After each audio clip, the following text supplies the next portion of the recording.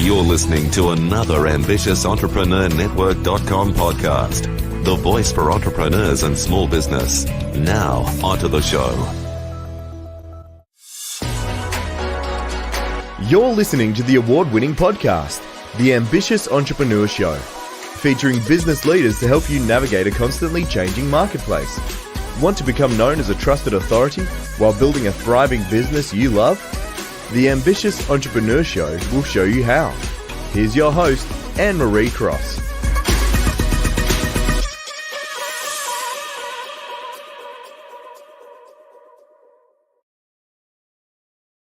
And welcome to another episode of the Ambitious Entrepreneur Show, brought to you by the Influence Alliance, which is the business building community for coaches who want to build a profitable and scalable business while also launch a successful podcast so that they can make a much bigger impact in the world with their message. I'm your host, Anne-Marie Cross. Now, my guest today says great design makes great courses. And joining me on today's show is Nancy Giere. Nancy works with businesses of all sizes, from solopreneurs right through to Fortune 100 companies. And she helps them turn their expertise into high profit courses. She creates engaging, fun and interactive programs that gets results. Now, on today's show, Nancy is going to share some strategies to create online learning that your customers will want to buy and actually finish. She's going to talk about tips to design effective evergreen and live online courses, as well as an approach to selecting some high profit topics. And I'm sure much, much more. Welcome to the show, Nancy. Thanks so much. I'm really happy to be here.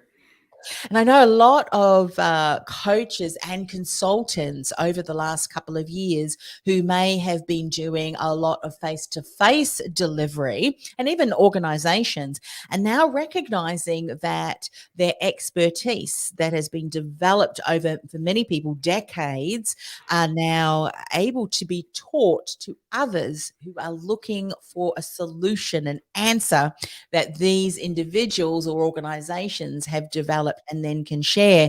But there's a difference, isn't there, between putting that all together and launching it as a course, then putting it all together, as you say, with an intentionally designed course that is going to make a difference, that is going to help people expand their awareness and actually finish it and get it implemented, isn't there? That's all, I guess, what we'll talk about today, yes? Yes, absolutely. Yeah. So first, I'd love to ask the question, how did you get into this area? Can you give us a brief snapshot of your journey that led you down the path? Yes. Well, my journey started about 30 years ago, and I was asked to create a course by my boss, and I'd never done it before. And I stumbled around and I struggled with it, and I managed to get it together, but it was nowhere near as efficient and effective as I am today. And what happened to me along the way is I had an opportunity to work for a company that's whole business was course creation. And I was brought in with a cohort of people, and I was able to do the work, get regular feedback on my work. So I had a lot of great coaching on the job. And they also arranged for us to participate in a graduate program. So I got an advanced degree in instructional design. Those three components all together really made a difference in my career and getting me solid in what is known as instructional design, which is a specific methodology for creating courses. Mm-hmm. So now, all these years later, I am really enjoying being able to coach and guide other people through this process. That's been my favorite part of my job as I moved up into project manager, training director types of roles before going on my own as a consultant. Yeah, fantastic. And you would have learned along the way that whenever someone is wanting to impart information, if you will, and in this, as you said, in this arena, as we're talking about courses, and it's also courses that, as we've said, are evergreen. Yes. People can maybe self-pace themselves through, whether there's some component of coaching that depends obviously on the delivery model. Mm-hmm. But what's really important by the sounds of it is the design, the instructional design. So yes. How would you define instructional design? Well, let's look at it like from an example that maybe many of our people listening today are familiar with is if you were going to remodel your kitchen, Mhm. you wouldn't just walk in there with a sledgehammer and start busting holes in the walls and then start bringing in cabinets and flooring and doing, you would have an actual vision for what you wanted that new kitchen to look like. And then you would think through, well, what are all of the key parts that I want to have in this new kitchen? And what is the logical way that I need to put it all together to get to that vision of what that new kitchen is going to be like? So when people are thinking about designing a course, they want to begin with the end in mind. What's the transformation? What is the big promise? When someone finishes their course, what are they going to be able to do? What are they going to know? How are they going to feel? And what problem is the course going to solve for them? So you want to be thinking at that level first and then work backwards. Yes. Oftentimes people want to start with writing the introduction and go forward when in fact, that's the last thing that you want to do. You want to really think through what's the logical order to get people from where they are today, from where I want them to be. And once you kind of think through the what, then you think through, well, how am I going to teach it? What type of interactive exercises am I going to put into place so that I can keep them engaged and stick with it along the way? So it has to, it's just being intentional Mm. about where the journey that you're taking people on. Yes, I love that. So the example that you gave about the kitchen makes so much sense. As you said, you don't knock down one wall and then start bringing in cabinets. And so we realize start with the end in mind. That's you're speaking my language too, and it's important. So when then you're thinking about the course and we're talking about that people will actually finish, I think I don't know the exact number, but you may be more familiar with this. The amount of people who buy courses and programs but never finish, it's huge, isn't it? Are there some specific things that you have found that is a core reason as to some of the reasons why people don't finish courses? Well, one of the key reasons I believe is that, this time that we've just lived through, this pandemic, where everybody was shut down and people had to really quickly change their business models, and they reacted fast and said, "Well, here's what I'm going to do. I'm going to do a webinar. I'll record it, or hey, I've got these webinars laying around here already. I'll just take these recordings and I'll put something on the front end, an intro on the front end, an outro on the back end, and there's my course." Well, it's a very different type of an experience when you're in a live webinar because you're there, you're participating, you're asking questions. There may be some breakout rooms, some different activities that are going on that were set up for the webinar. And webinars are typically anywhere from 30 minutes to 60 minutes usually. When people go into an online course, where it's a self-study type of a situation, that just feels really long. And they'll fast forward through it, they'll pause, they'll walk away, and they won't go back because it's not really designed for that delivery method. And it's the videos are too long. And the Yes. Q&A, I may not care about that Q&A in that moment. One simple hack that people can do is if they have a webinar recording that they want to use, extract the Q&A and make a frequently asked questions document that people can refer to if they choose to. The Yes. questions are interesting when you're in the moment, most of the time. Yeah. But when you're working independently, you just might not care. Yeah. It's like, Plus, give me the information. I want exactly, I exactly. want the strategies or whatever. Yes. Yes. And a video needs to be more scripted. It needs to be tighter and as concise as possible. Think about Yes. what's happened with the rise of TikTok and YouTube Shorts and people saying, well, what can you do in 90 seconds? What can you do in a minute? Well, you actually can cover quite a bit. Yeah. And I just have to share this. I had done a webinar not too long ago, and I forgot to hit the record button. My assistant forgot to hit the record button. So the people that had paid for to participate in it, that wanted to get the recording, it's like, oh man, what am I going to do? So some of my friends that happened to be participating said, well, just deliver it again and we'll stay here so that you can have an audience. When I delivered it the second time, I delivered all of the core content in half the time.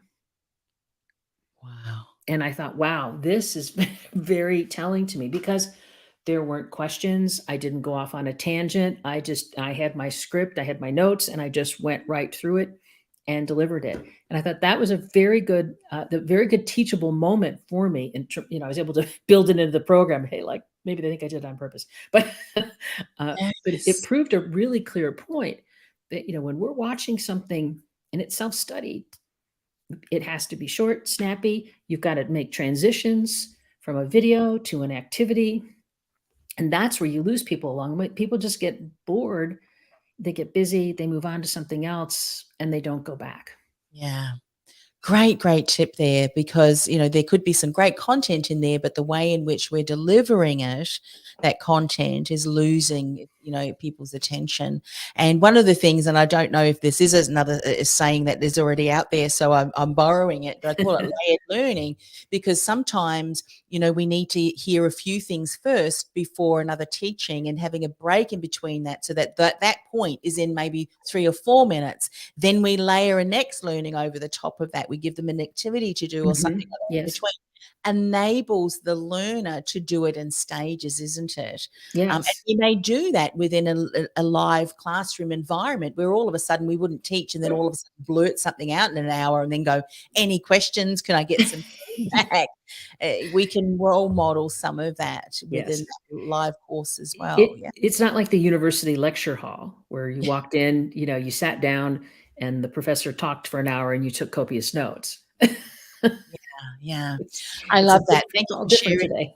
today. So when you're talking about, let's have a look then at, well, firstly, let me ask, are there some other tips you want to share around creating courses where customers will want to invest in these courses and then actually finish? What are some tips, additional tips that you can share there? Yes, one key way to approach it is look at it from the perspective of what would it look like as an evergreen course, even though the first way you deliver it might be in a webinar. A simple hack for people, because you may have a really usable recording. If you plan it, you deliver your content, pause, smile, then move, and then if take any questions and pause in that Q&A block, and then go into the next segment and just repeat that cycle. And by putting in those strategic breakpoints, you've got video that's more likely to be usable. And so if you really think about being more, I don't want to say you're close to scripted, but yet you've got then a first generation of your online course, because it's easy to edit, it's easy to break up, it's easy to put in then the activities that will work for the evergreen audience. You can always then later on just re-record the whole thing and swap out the video components. It's kind of the beauty of working in this space, is that because we're delivering it online, we can keep changing out the content to keep it fresh, keep it current. Yes. When you're talking about that, it just sparked something, that conversation that I overheard actually it was about a month or so ago, keeping it fresh. When you're thinking about a course, how often should you consider revisiting it? I mean, obviously you're not wanting to record it if there's no new information, but Nancy, is there kind of a rule of thumb that you would say, look, maybe every couple of years, or what are you starting to see as it could be a good standard for us to maintain? A lot of it depends on how dynamic is the content. When I have done work for SaaS type companies, you're revisiting it quarterly, kind of keeping track of what's changed along the way and then doing quarterly updates. But if something is more long term, I don't know if you're teaching electricity. That just came to mind. How much is changing in electricity? How much is changing in physics or chemistry? Right? Then it becomes more about, is there more of an innovative way that you could teach the information? So you could be looking at it on an annual basis, but it's really how much does the content change? That's what you need to be mindful of, so that what you have is current. Yeah. What do you think about, because I'm a very visual learner, and one of the things that I have noticed that I really appreciate is also having slides and words, because if it's just a talking head or someone teaching, I'm very distracted by a lot of the things that they're wearing, their background and all. I don't know, maybe that's just What are they reading? well, that's right. So when there's slides there as well that reconfirm some of those things, and I've got a workbook, I find that as a learner, that really helps me. So Yes, what do you think about a blend, doing a little bit of the talking head and then maybe absolutely. slides? What are you seeing is working really well? Well, I think it works really well to switch between on camera to slides, and have your slides be more visual and just keywords. Mm, And if you have a workbook or a worksheet for people to go through where you're pointing them to do something in the workbook, every time there's a shift between the camera shot, between having them do an activity, that creates interaction. And there are tools on the market now. I happen to be a Mac user, so I'm using something called Ecamm, which allows me to set up scenes. And I can't show it because I didn't come in with my Ecamm camera, because I didn't know how it was going to work with StreamYard, because I haven't done much with StreamYard yet. But I have a Stream Deck, which is just this. I can show this little thing here. It's a keypad. And yeah. what I do is each scene is a button on the keyboard, which then allows me to just very deftly move from me on camera to a PowerPoint slide, to sharing a screen, sharing a document, to a video clip, whatever I want to do. And it's very seamless. What I've discovered since I started using this is I can be on my slide and talk through the key points. Then if I want to take questions or add more information, I can go back to me being on camera, or then I can be making that, connection with the audience. Yes. And that's been a game changer for me. Amazing. Yeah, because I do one training every month for a group of my clients, and I did some screen sharing myself. But the tool that you've just mentioned, I've seen it being shared before, would be really wonderful, because then if you've got to take all and then you've got to stop and then you've got to do this, it can take a little bit of time. I mean, it's certainly worth it, Yes. but look at some of the tools that are available, the technologies that would help in the creation of putting that together. That's important. So you were saying every time a screen, it changes, or there's an activity, encouragement to do an activity, that changing of that continues to keep it fresh, that people's Yes. attention That keeps maintains. people engaged, because, Mhm. what's happening next? And also doing things like, if you're going to be calling on people by name, if you're doing a live type of a Zoom, or if you're going to be called on by name, I got to pay attention because she might pick me. I got Yes. to be ready. Yes. There's nothing worse. I remember my name, Anne Marie, is one of those very unusual names that unfortunately many teachers used to remember. So I would try and hide in the back of the room. Don't notice me, Anne Marie. But I mean, obviously it made you stay alert, which is good. What about timing of, to say, for instance, you've got a course, there's obviously modules that you put in there. Is there a standard time frame that you say, especially if a lot of people are doing more on learning, try not to make those videos, those little lesson videos, any longer than, I don't know, 3 minutes, 5 minutes, 10 minutes? Is there a kind of a standard recommended? The window that people have been working in has been 5 to 8 minutes. Yeah. Now, having said that, there are some things, if you can say it in 2 minutes, say it in 2 minutes. So you want to be as concise as you can. I was looking at a course that I'm taking earlier today, and I just was noticing that the videos in this particular program ranged from anywhere from 2 minutes. There was one in there that was 15 minutes. I'm going to be very curious about how I'm going to respond to the 15-minute video, since our attention spans are getting shorter. So you want to, the whole thing is be as concise as you can. If you're getting past that, that 8-minute window, really take a look at it with a critical eye and go, does this need to be this long? Or should I think about breaking this into 2 parts? because if it's the right amount of time for the content, then don't break it up just for the sake of, oh, well, I can only have it be 8 minutes. Sometimes, don't stress over that. Look at it and go, can I make it shorter? If you can, great. If you can't, that's okay.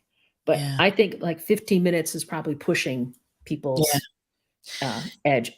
And it's the way in which someone engages too, isn't it? That's Yes. one of the things, the delivery aspect of it. You've got to maintain some curiosity and interest in your voice as Yes. well. I mean, if you continue to speak in a monotonous voice like this, I mean, your audience would soon become disinterested. So the delivery, that's important too, yes? Yes. Having high, keeping the energy up, it's not that much different when you think about delivering a really good speech. You're going to be telling stories. You're going to have vocal variety. You're going to pause. You're going to slow down. You're going to do different things with your voice and your body to keep people's attention. And you want to be doing that when you're on camera. I've been kind of studying more what's happening on a TV program, like a news program or a talk show or a movie, and just kind of, what's happening? What's going on? How often are the scenes changing? Just to see, because that's where we're used to getting entertainment from screens. And now we're getting more education from screens. I mean, e-learning has been around for a long time. It's just exploded in the last 2 years because people couldn't leave the house. So what else are you going to do? Right. Yeah. And thank goodness I've participated in many courses that I would never have been able to because they were only run face to face, and I just would not have been able to attend. But the delivery is just really so important. It's so important. One of the things you said about, taking a recording, adding an intro and an outro, and then throwing it up and saying, well, that's my course. Very similar to a podcast episode too. Often I'm going to take that webinar that I did, put an intro and outro and call it a podcast. But there's aspects of that. There's also a journey that you take people through. They're like storytelling. There's a beginning, there's a middle, and there's an end. But there's also other components within that training that is going to continue to support. But one thing I know that you also talk about is coming up with not just a topic, but a high profit topic too, because we can put a lot of energy and time and money and commitment into creating a course, implementing all of the steps that you have just shared. And I'm sure you've only just scratched the surface, but then we launched the course and it's crickets, that no one really wants to have it. So what are some tips that you can share, this approach to selecting? Well, the people work I've seen two extremes, and the first extreme is I'm going to wait until it's perfect and then I'll launch. And then the other side is I'll sell it and then I'll build it. And they're both dangerous for different reasons. The first one's dangerous is because you put a lot of time, a lot of energy, a lot of money into building something that nobody buys. It's dangerous to sell it first and then build it, because you have to be, unless you're really clear on exactly how long it's going to take you to build it, so that you can get a course out there that's at the quality you want in the time frame that you promise to your customers. Oftentimes people will do that, and then they build something really, really quick and dirty, and it's kind of disappointing. So what I recommend that people do is do some initial research. See what's already out in the market. What are your competitors doing? What's out on LinkedIn Learning or Udemy? Take some time to do some interviews with your clients, run some focus groups, float your ideas past them, and see what they say. And if they give you, really good buying signals, and you can also, and it's also pre-selling to a certain extent, but you're going, this is what I'm thinking about doing. Would love to get your thoughts on what I'm offering. Because oftentimes when you do that, they will tell you something that you thought was like the best idea ever. They'll be like, yeah, not so much. And something you didn't consider, they'll go, that's what I want. And everything else in between. So not that everything you're going to come up with they're not going to want, because you should have a good chance of where your market is, but it'll help you dial in on what do they want to learn from you. Then after you do that research, then get in and start building. So, and this does not have to take forever. You can do this in a couple of weeks. So it's not like I'm saying you got to, extend your creation time, but it's just to be thoughtful on the front end. Take some time to find out what really are the problems, what are they looking to learn, and then take action and start to build it out. Yeah. And the framework, I think what you mentioned, having some clear idea on the kind of topics that you would have in this course if you were to run it, as you said, to be able to get them from where they are to obviously the outcome that they're wanting. But then the pieces can be filled in. Yes. I remember one of the very first times that I ran one of my courses, the Podcasting with Purpose. What it is today is very different. But I remember I had an idea on what I wanted to create, the framework that became kind of the sales conversation that I had with people. But I remember the week that we had the coaching calls and the questions and the interaction between the students really informed me. I was even having ahas to the degree that they were going, oh my goodness, that is amazing. And I'm thinking, actually, I wasn't even going to put that in there or have to say that. But now that you mentioned it, I think we're going to spend some time in unpacking that.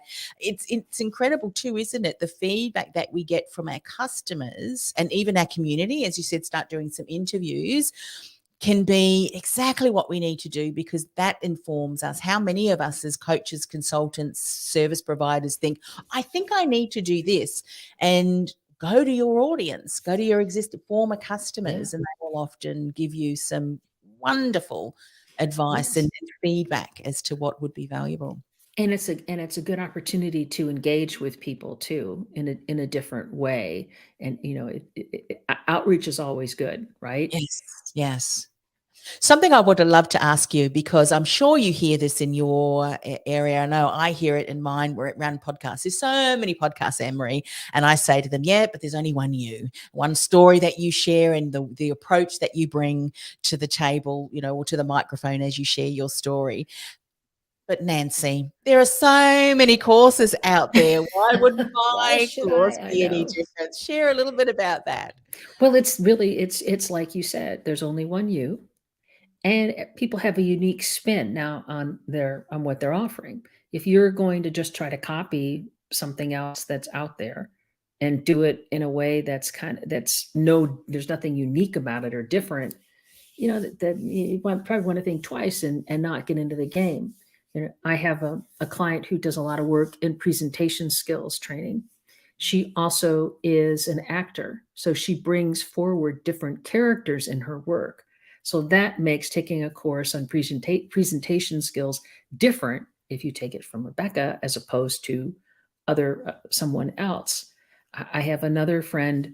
She is a nurse, and she does leadership training and other work in the medical community, but she's also an actor. So she shows up as Florence Nightingale. I know some other people, they have a unique process. They've got a great methodology or an approach that is unique to them. So I'm going to teach you my approach.